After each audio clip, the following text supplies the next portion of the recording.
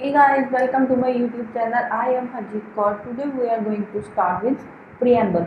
Preamble means introduction. अब यहाँ पे हम बात कर रहे हैं preamble of the constitution. So it means introduction of the constitution.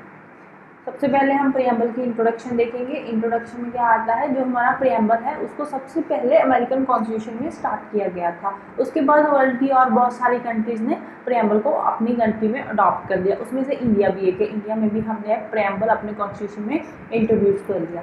अब प्रियम्बल का मतलब क्या होता है? इसका मतलब होता है प्रीफेस ऑफ द कॉन्स्टिट्यूशन, और you can say essence of the constitution. Constitution का एक इसेंस है, मतलब कि एक सार है हमारे कॉन्स्टिट्यूशन का।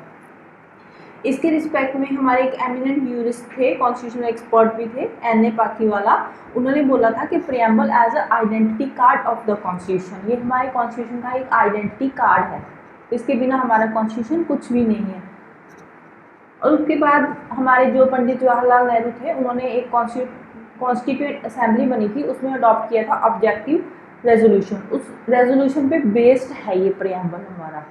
इसमें अब बात करते हैं कि इसमें कभी अमेंडमेंट हुई है नहीं है, तो उसका आंसर है येस। इसमें एक बार अमेंडमेंट हो चुकी है, वो अमेंडमेंट हुई थी 1976 में। 1976 में कौन सी अमेंडमेंट हुई थी? 42nd कॉन्स्टिट्यूशनल अमेंडमेंट हुई थी। 42nd कॉन्स्टिट्यूशनल अमेंडमेंट 1976 में हुई थी। उसमें हमने अपने प्रेम्बल में क्या अमेंडमेंट की थी? उसमें हमने अपने प्रेम्बल में 3 नए वर्ड्स ऐड किए थे। कौन कौन से वर्ड्स थे? एक तो था सोशलिस्ट, सेकुलर एंड एक था इंटीग्रिटी। ये 3 नए वर्ड्स हमने अपने प्रियम्बल में ऐड किए थे। इसके बाद हम देखते हैं text of the preamble. Preamble में लिखा क्या है?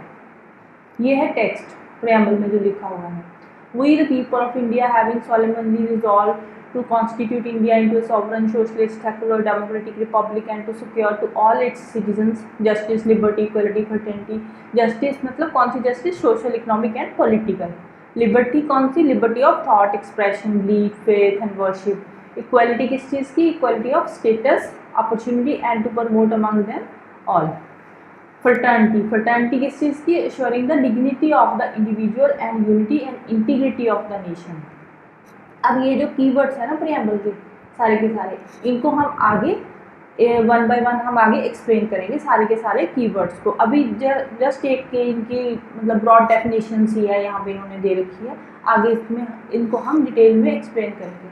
अब ये जो इसके वर्ड्स है ना, ये सोवरन, ये वाला हमने देखा था, sovereign, socialist, secular, democratic, Republic, इनको थोड़ा सा याद करना पड़ेगा, क्योंकि ये कई बार एग्जाम में सीक्वेंस वाइज पूछ लेते हैं कि कैसे सोवरन पहले आता है, सेकुलर पहले आता है क्या। क्योंकि ये जो इसका टेक्स्ट है ना प्रियम्बल का, ये बहुत इंपॉर्टेंट है from the exam point of view. ठीक है, तो इसको आप कैसे भी याद कर सकते हैं कि पहले जो 3 वर्ड्स है वो एस से स्टार्ट होते हैं, फिर देन डी से, फिर आर से। तो ऐसे आप कैसे भी याद कर सकते हो इनको। अब इसको हमारे कॉन्स्टिट्यूएंट असेंबली में कब अडॉप्ट किया था? 26 day of November to hereby adopt enact and give to ourselves this constitution. ये है हमारे प्रियम्बल का टेक्स्ट। अब इसके जो कीवर्ड्स है इसको हम आगे एक्सप्लेन करते हैं, देखते हैं क्या इनका मतलब क्या है। ठीक है, और ये जो डेट है 26 day of November 1949, again this is very important, ये भी पूछा जा सकता है एग्जाम में, तो इसको थोड़ा सा ध्यान में रख के चलना है। नेक्स्ट हम देखते हैं इसके इंग्रेडिएंट्स, ये प्रियम्बल के कौन कौन से इंग्रेडिएंट्स हैं। मेनली इसके 4 इंग्रेडिएंट्स हैं। 4 कौन कौन से हैं? फर्स्ट वन आता है source of authority of the constitution. Constitution की अथॉरिटी कहाँ से आती है? प्रियम्बल की, सॉरी नॉट कॉन्स्टिट्यूशन। तो प्रियम्बल की अथॉरिटी कहाँ से आती है? कॉन्स्टिट्यूशन से आती है। और उसकी अथॉरिटी कहाँ से आती है? पीपल ऑफ इंडिया, क्योंकि हमारे यहाँ पे क्या है? डेमोक्रेसी है, तो डायरेक्ट इलेक्शंस होते हैं, तो इसकी जो अथॉरिटी है वो कहाँ से आती है? पीपल ऑफ इंडिया से। नेक्स्ट सेकंड क्या है? नेचर ऑफ इंडियन स्टेट, इसका नेचर कैसा है? नेचर कैसा है? सोवरन है, सोशलिस्ट है, secular, democratic and republican polity है यहाँ पे। ठीक है, थर्ड वन आता है ऑब्जेक्टिव ऑफ द कॉन्स्टिट्यूशन। इसका ऑब्जेक्टिव क्या है? ऑब्जेक्टिव क्या है? To bring justice, liberty, equality, fraternity, ये इसका मेन ऑब्जेक्टिव है प्रियम्बल का। नेक्स्ट है डेट ऑफ अडॉप्शन, इसको कब अडॉप्ट किया गया था? कब किया गया था? नवंबर 26, 1949 को। अभी हम देख ही चुके हैं, प्रियम्बल के टेक्स्ट में आया ही है ये वाली डेट को। नेक्स्ट हम इसके कीवर्ड्स देखेंगे, कौन कौन से कीवर्ड्स हैं, और इनको डिटेल में देखेंगे। फर्स्ट आता है हमारा sovereign. People have a basic right to make decision on internal and external matters. No foreign power can express the Indian government. अब सोवरेन का मतलब क्या है? सोवरेन का मतलब है कि जो हमारा इंडिया है, यहाँ पे तो एक लेमन लैंग्वेज में सोवरेन का मतलब दिया है कि सोवरेन का मतलब है हम किसी पे डिपेंडेंट नहीं है, ना कोई इंटरनली ना एक्सटर्नली, हम अपने डिसीजंस खुद ले सकते हैं, ये है लेमन लैंग्वेज में। और इंडिया की कॉन्टेक्स्ट में सोवरेन का मतलब क्या है कि जो हमारा कंट्री इंडिया है वो किसी पे डिपेंडेंट नहीं है और ना ही किसी दूसरे देश का डोमिनियन है, वो इंडिपेंडेंट है, अपने डिसीजंस खुद ले सकता है, इसके ऊपर कोई भी अथॉरिटी नहीं है, कोई सुप्रीम अथॉरिटी नहीं है जो इंडिया को डायरेक्शंस देगी कि तुम ये काम करो वो करो, ऐसा कुछ नहीं है। इंडिया अपने आप में सुप्रीम है, ठीक है, ये अपने जो भी इंटरनल एक्सटर्नल अफेयर्स है खुद देखेगा इंडिया, राइट। अब जो 1949 में इंडिया ने अपनी एक फुल मेंबरशिप डिक्लेयर कर दी थी कॉमनवेल्थ में। कॉमनवेल्थ सुने ही होगा आपने, कॉमनवेल्थ की मीटिंग्स होती है, न्यूज़ में रहता है। तो 1949 में इंडिया ने अपने आप को पूरा एक कॉमनवेल्थ का मेंबर बना लिया था, ठीक है। कॉमनवेल्थ ऑफ नेशन का मेंबर बनने के बाद भी ऐसा नहीं है कि इंडिया की सोवरेनिटी खत्म हो गई। India as a sovereign country उसने अपने आप को कॉमनवेल्थ का मेंबर डिक्लेयर कर दिया था और उसने ये भी एक्सेप्ट कर लिया था कि जो ब्रिटिश क्राउन है वो कॉमनवेल्थ का हेड है, ठीक है। ये एक इंडिया की एक्स्ट्रा कॉन्स्टिट्यूशनल डिक्लेरेशन थी और इससे जो इंडिया की सोवरेनिटी है उससे कोई भी फर्क नहीं पड़ा, इंडिया सोवरन था और सोवरन है, ठीक है। नेक्स्ट क्या हुआ था, इंडिया की यूनाइटेड नेशन ऑर्गेनाइजेशन बनी थी सेकेंड वर्ल्ड वॉर के बाद, तो उसमें भी इंडिया मेंबर है यूएनओ का भी, ठीक है। और जो फर्स्ट वर्ल्ड वॉर हुई थी ना, फर्स्ट वर्ल्ड वॉर के बाद एक बनी थी लीग ऑफ नेशन, ताकि आने वाले टाइम में कभी भी कोई ऐसे आपस में लड़ाइयाँ ना हो कंट्रीज में। तो league of nation completely failure हो गई, उसके चलते हुए 1939 में सेकेंड वर्ल्ड वॉर शुरू हो गई। तो सेकेंड वर्ल्ड वॉर जब खत्म हुई तो उसके बाद बनी थी यूनाइटेड नेशन ऑर्गेनाइजेशन, कंट्रीज को चेक करने के लिए कि कोई आगे से और वॉर ना हो उसके लिए, ठीक है। अब being a sovereign state, India जो है वो फॉरेन टेरिटरी एक्वायर कर भी सकता है और अपनी टेरिटरी दूसरी कंट्री को दे भी सकता है अपनी मर्जी से, ठीक है। इसकी एक एग्जांपल है 2015 में एक एक्ट आया था, लैंड बाउंड्री एग्रीमेंट एक्ट, ठीक है। उस एग्रीमेंट में क्या हुआ था, हमने अपनी कुछ टेरिटरीज बांग्लादेश को दी थी और बांग्लादेश ने हमारी टेरिटरीज हमें वापस की थी, ठीक है। क्योंकि पहले जब वो पार्टीशन हुई थी उस टाइम पे इंडिया की कुछ टेरिटरीज बांग्लादेश के पास चली गई थी, बांग्लादेश की इंडिया के पास आ गई थी। तो 2015 में लैंड बाउंड्री एग्रीमेंट जो आया था उसके अंदर हमने दोनों कंट्रीज ने अपनी टेरिटरीज एक्सचेंज कर ली, जिसकी जो थी उसने उसको दे दी अपनी। अप्रॉक्सीमेटली आई थिंक बांग्लादेश की 111 टेरिटरीज थी जो इंडिया ने वापस की और इंडिया की आई थिंक 52 टेरिटरीज थी जो बांग्लादेश ने इंडिया को वापस की है। नेक्स्ट हमारा जो कीवर्ड है वो है सोशलिस्ट। सोशलिस्ट का मतलब क्या होता है, ये जो भी वेल्थ प्रोड्यूस हुई है कम्युनिटी में उसको इक्वली शेयर करो, गवर्नमेंट लैंड को रेगुलेट करेगी, इंडस्ट्री की ऑनरशिप देखेगी, सोशल इकोनॉमिक इनइक्वालिटीज कम होएगी, ये सब चीज़ें आती है सोशलिस्ट में। अब socialist as a word originally हमारे कॉन्स्टिट्यूशन में नहीं था, इसको 42nd अमेंडमेंट 1976 में हमारे कॉन्स्टिट्यूशन में ऐड किया गया है। उससे पहले था बट इम्प्लिसिट था, explicit as it is socialist word नहीं था। इम्प्लिसिट कहाँ पे था, हमारे डायरेक्टिव प्रिंसिपल्स में था, directive principles of state policy, उसमें सोशलिस्ट कंटेंट था बट इम्प्लिसिट था, एक्सप्लिसिट नहीं था, ठीक है। अब जब कांग्रेस पार्टी थी, कांग्रेस पार्टी ने एक रेजोल्यूशन अडॉप्ट किया, उसमें उसने बताया कि जो हमारा है सोशलिस्टिक पैटर्न है सोसाइटी का, ठीक है। कब बताया था कांग्रेस ने, कांग्रेस का एक अवधि सेशन हुआ था 1955 में, उस टाइम पे कांग्रेस ने ये बताया था कि जो हमारा इंडिया है उसमें सोशलिस्टिक पैटर्न रहेगा सोसाइटी का, ठीक है। अब जो सोशलिज्म होता है ना, बेसिकली अगर हम बात करें इंडिया की, तो इंडिया में सोशलिज्म है।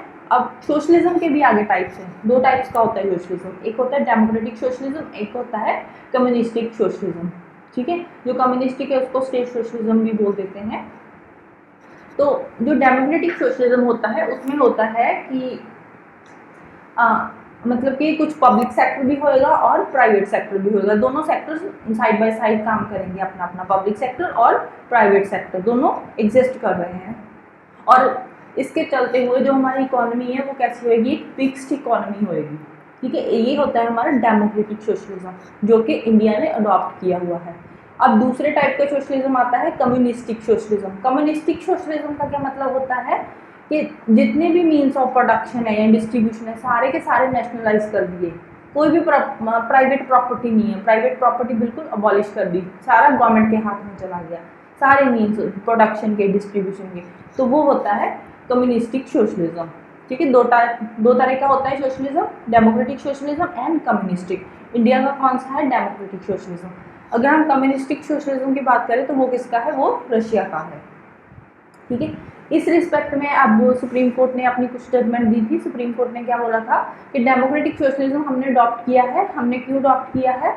हमारा एम है कि हम अपनी पॉवर्टी खत्म करें, इग्नोरेंस, डिजीज, इनइक्वालिटी, अपॉर्चुनिटी, ये सारी चीज़ें हम लेकर आए, अपॉर्चुनिटी लेकर आए, इनइक्वालिटी को खत्म करें, पॉवर्टी खत्म करें। तो इसलिए हमने डेमोक्रेटिक सोशलिज्म अडॉप्ट किया है। अब जो इंडियन सोशलिज्म है वो थोड़ा मिक्सचर सा है, एक मतलब उसमें कुछ गांधीज़म आइडियाज़ भी आते हैं, मार्क्सिज्म आइडियाज़ भी आते हैं, बट उसमें जो ज़्यादा है मिक्सचर है वो गांधीज़म सोशलिज्म का है। गांधीज़म का ही होगा ऑब्वियसली, गांधी जी हमारे फादर ऑफ द नेशन मानते हैं लोग उनको, तो गांधीज़म सोशलिज्म थोड़ा उसमें ज़्यादा है।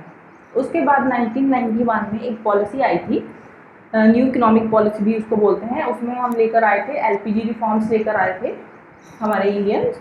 तो एलपीजी रिफॉर्म्स क्या थे? लिबरलाइजेशन, प्राइवेटाइजेशन, ग्लोबलाइजेशन, मतलब कि हमने अपनी इकोनॉमी ओपन कर दी थी दूसरी कंट्रीज़ के लिए। तो ये थे एलपीजी रिफॉर्म्स। अब ये थोड़ा इकोनॉमी का टॉपिक है, इसको हम पॉलिटी में नहीं ऐड करेंगे, तो जब इकोनॉमी करेंगे वहाँ पे हम डिस्कस करेंगे इसको। ठीक है, नेक्स्ट हम बात करते हैं सेकुलर की। सेकुलर का मतलब क्या होता है कि हम कोई भी रिलीजन को प्रैक्टिस कर सकते हैं, हमारे ऊपर कोई रिस्ट्रिक्शन नहीं होएगी। ठीक है, हमारी कंट्री सेकुलर है, जैसे बोलते हैं कि इसमें कोई भी डोमिनेंट रिलीजन नहीं है। ठीक है, अब जो सेकुलर वर्ड है एज इट इज़, ये भी ओरिजिनली कॉन्स्टिट्यूशन में नहीं था, इसको बाद में ऐड किया गया है। इसको कब ऐड किया गया था सेकुलर वर्ड को? सेकुलर को हमने ऐड किया है 42nd कॉन्स्टिट्यूशनल अमेंडमेंट एक्ट 1976 में। सोशलिस्टिक वर्ड भी हमने 42nd अमेंडमेंट में ऐड किया था और सेकुलर वर्ड भी हमने 42nd अमेंडमेंट एक्ट में ही ऐड किया है। ठीक है, और इसमें इससे पहले 1974 में सुप्रीम कोर्ट ने बोला था कि एक सेकुलर स्टेट होनी चाहिए।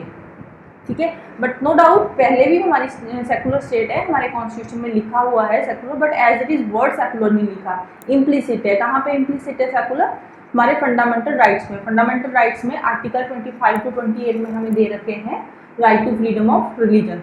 ठीक है, उसमें मतलब रिलीजन की फ्रीडम दे रखी है कि आप कोई भी रिलीजन को फॉलो कर सकते हो, उसको प्रैक्टिस कर सकते हो, उसको प्रोफेस कर सकते हो, उसको प्रोपेगेट कर सकते हो, स्टेट आप पे कोई भी टैक्स नहीं लगा सकती। ये सब चीज़ें फंडामेंटल राइट्स में दे रखी है आर्टिकल 25 to 28 में। ठीक है, अब जो इंडियन कॉन्स्टिट्यूशन है उसमें जो सेकुलरिज्म का कॉन्सेप्ट है ना, एक बहुत ही पॉजिटिव कॉन्सेप्ट दे रखा है।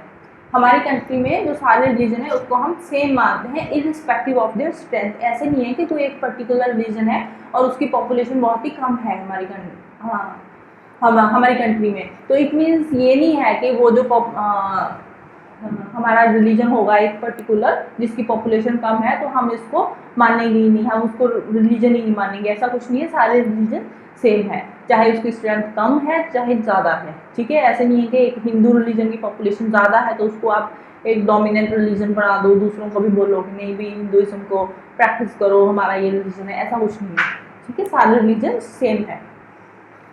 नेक्स्ट हमारा आता है डेमोक्रेटिक। डेमोक्रेटिक का मतलब क्या होता है? एक गवर्नमेंट है जिसमें सबको इक्वल पॉलिटिकल राइट्स मिलेंगे, अपने रूलर्स को खुद इलेक्ट करेंगे, उनके लिए हम अकाउंटेबल होंगे। ये है एक लेमन लैंग्वेज में डेमोक्रेटिक का मतलब। अब हम पॉलिटी में इसका मतलब समझते हैं। डेमोक्रेटिक जो है प्रेम्बल में डेमोक्रेटिक पॉलिटी, ये है based basically doctrine of popular sovereignty पे। ठीक है, मतलब कि जो सुप्रीम पावर है वो लोगों के हाथ में है। ठीक है, डेमोक्रेसी की अगर हम बात करें तो डेमोक्रेसी बेसिकली दो टाइप्स की होती है, एक होती है डायरेक्ट डेमोक्रेसी, एक होती है इनडायरेक्ट डेमोक्रेसी। जो डायरेक्ट डेमोक्रेसी होती है इसमें जो सुप्रीम पावर है उसको जो लोग होते हैं वो डायरेक्टली इलेक्ट करते हैं। जैसे कि से फॉर एग्जांपल स्विट्जरलैंड में जो सुप्रीम पावर है उसको डायरेक्टली इलेक्ट किया जाता है। अगर हम इंडिया की बात करें तो इंडिया में कैसी डेमोक्रेसी है? इंडिया में हम डायरेक्टली इलेक्ट करते हैं? नहीं, इंडिया में हम डायरेक्टली इलेक्ट नहीं करते हम अपने रिप्रेजेंटेटिव को। जो भी हमारी सुप्रीम पावर है, हम प्राइम मिनिस्टर को इलेक्शन अपने वोट्स देते हैं इलेक्शन में, और उसके बाद जो प्रेसिडेंट होता है, हेड है स्टेट का हमारा, उसको जो हमारे इलेक्टेड रिप्रेजेंटेटिव है वो आगे उसको इलेक्ट करते हैं। ठीक है, हमारी मतलब इनडायरेक्ट डेमोक्रेसी है, डायरेक्ट नहीं है। जो डायरेक्ट डेमोक्रेसी है उसके आगे फिर 4 डिवाइसेस हैं। कौन कौन से डिवाइसेस हैं वो हम देखते हैं। रेफरेंडम एक आता है, एक आता है इनिशिएटिव, एक आता है रिकॉल, एक होता है प्लेबिसाइड। ये अलग अलग है। रेफरेंडम क्या होता है? रेफरेंडम होता है प्रपोज्ड लेजिस्लेशन। ठीक है, मतलब कि एक लेजिस्लेशन बना दिया, उस पर जो लोग हैं वो वोट डालेंगे कि ये लेजिस्लेशन सही है नहीं है, वो होता है रेफरेंडम। इनिशिएटिव क्या होता है? इनिशिएटिव होता है कि लोगों ने खुद लेजिस्लेचर को प्रपोज किया है, legislature proposed by the people. ठीक है। थर्ड आता है हमारा रिकॉल। रिकॉल का मतलब क्या होता है कि कोई भी रिप्रेजेंटेटिव है, वोटर्स ने उसको इलेक्ट किया, तो उसको वो बाद में अगर वो अच्छे से प्रॉपरली काम नहीं कर रहा, अपनी ड्यूटीज प्रॉपरली नहीं दे रहा, तो उसको वो रिमूव भी कर सकते हैं रिप्रेजेंटेटिव, वो होता है रिकॉल। ठीक है। नेक्स्ट आता है प्लेबिसाइड। प्लेबिसाइड क्या होता है कि लोगों का ओपिनियन हम पूछते हैं, कोई भी मतलब किसी भी कोई पब्लिक इंपॉर्टेंस का कोई मैटर है, कोई इशू आया है, उसमें हम पब्लिक ओपिनियन पूछते हैं। मोस्टली इसको टेरिटोरियल डिस्प्यूट में प्लेबिसाइड करवाया जाता है। ठीक है। अगर हम बात करें तो जम्मू में प्लेबिसाइड हुआ था। पार्टीशन के बाद जम्मू में लोगों से पूछा गया था कि आप पाकिस्तान के साथ जाना चाहते हो या इंडिया के साथ आना चाहते हो, तो उस बात पे प्लेबिसाइड हुआ था। अब उसमें मोस्टली जो वोट्स पड़े थे वो इंडिया के फेवर में थे, तो जम्मू इंडिया का पार्ट बन गया। ठीक है। नेक्स्ट आता है हमारा इनडायरेक्ट डेमोक्रेसी। ये तो था डायरेक्ट डेमोक्रेसी। डेमोक्रेसी 2 टाइप्स की हम देख रहे थे, डायरेक्ट इनडायरेक्ट। और इनडायरेक्ट में क्या होता है? इनडायरेक्ट में जो रिप्रेजेंटेटिव्स है उसको लोग इलेक्ट करते हैं। ठीक है। और जो सुप्रीम पावर है वो गवर्नमेंट उसको आगे चलाती है, सुप्रीम पावर को। ठीक है। ये जो डेमोक्रेसी है इसको बोलते हैं रिप्रेजेंटेटिव डेमोक्रेसी। अब जो रिप्रेजेंटेटिव डेमोक्रेसी है ना, इसके भी आगे 2 टाइप्स है। ठीक है। इसके कौन कौन से टाइप है? एक पार्लियामेंट्री और एक प्रेसिडेंशियल। इंडिया में कौन सी डेमोक्रेसी है? पार्लियामेंट्री है या प्रेसिडेंशियल है? ऑब्वियसली इंडिया में पार्लियामेंट्री डेमोक्रेसी है।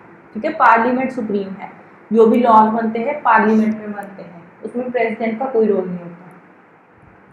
तो जो भी पॉलिसीज बनती है, एक्शंस होते हैं, पार्लियामेंट में बनते हैं, और उसके लिए एग्जीक्यूटिव रिस्पॉन्सिबल होता है। लेजिस्लेचर पे एग्जीक्यूटिव रिस्पॉन्सिबल होता है लेजिस्लेचर के लिए। ठीक है। इसमें और कौन कौन से कुछ आते हैं पार्लियामेंट्री डेमोक्रेसी में? एक तो universal direct franchise right to vote, कि जो भी 18 ईयर्स के ऊपर है वो वोट डाल सकता है।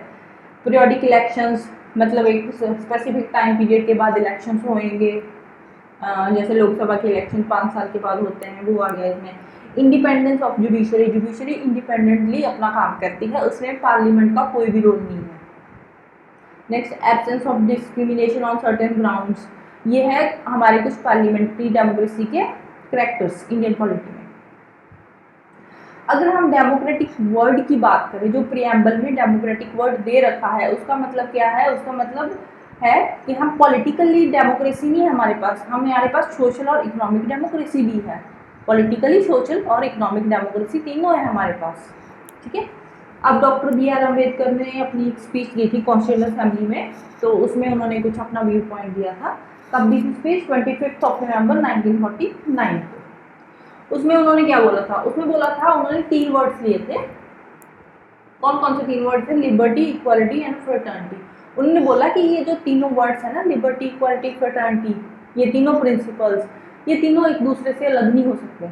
ये तीनों एक दूसरे पे डिपेंडेंट है। ठीक है। मतलब कि ये इसको ट्रिनिटी बोला उन्होंने, कि यूनियन ऑफ ट्रिनिटी ये बहुत ज़रूरी है, इन तीनों एक दूसरे से अलग नहीं हो सकती। ठीक है। जो लिबर्टी है वो इक्वालिटी से अलग नहीं हो सकती, इक्वालिटी लिबर्टी से अलग नहीं होती। ठीक है। लिबर्टी एंड इक्वालिटी दोनों मिलके फ्रेटर्निटी से अलग नहीं हो सकता, और सेम वे फ्रेटर्निटी, लिबर्टी और इक्वालिटी से अलग नहीं हो सकती। अब तीनों इकट्ठे हैं तो तीनों मतलब एक सुप्रीमेसी बनाकर चलेंगे। ठीक है। अगर तीनों अलग हो गए तो उनका कोई मतलब ही नहीं है। ठीक है। वहाँ पे बात खत्म ही हो जाती है, तीनों अलग अलग एग्जिस्ट कर ही नहीं सकते। ठीक है। सेम कॉन्टेक्स्ट में एक सुप्रीम कोर्ट ने भी जजमेंट दी थी 1997 में। उन्होंने भी यही बात बोली कि हर सिटीजन के पास social, economic and political justice का हक है वो ले सकते हैं, मतलब सोशल जस्टिस भी उनको मिलेगा, इकोनॉमिक जस्टिस भी मिलेगा, पॉलिटिकल जस्टिस भी मिलेगा। और इकोनॉमिक डेमोक्रेसी हमारे जो भारत रिपब्लिक है उसका एक मेन एम है इकोनॉमिक डेमोक्रेसी। ठीक है, खैर ये बात बोलने में होती है और ग्राउंड लेवल पे इम्प्लीमेंट करने में बहुत फर्क होता है, वो डिफरेंट बात है, उसको हम यहाँ पे लेंगे, हम जो बुक में लिखा है हम वही चीज़ें पढ़ेंगे। ठीक है, अब नेक्स्ट हम बात करेंगे रिपब्लिक की। रिपब्लिक हम अगले लेक्चर में करेंगे क्योंकि नहीं तो वीडियो बहुत लंबी हो जाएगी। तो इसके साथ ही हम ये आज का सेशन खत्म करते हैं। नेक्स्ट लेक्चर में हम रिपब्लिक से स्टार्ट करेंगे। अगर आपको मेरी वीडियो पसंद आई है तो प्लीज़ लाइक शेयर और सब्सक्राइब कर देना and thank you so much.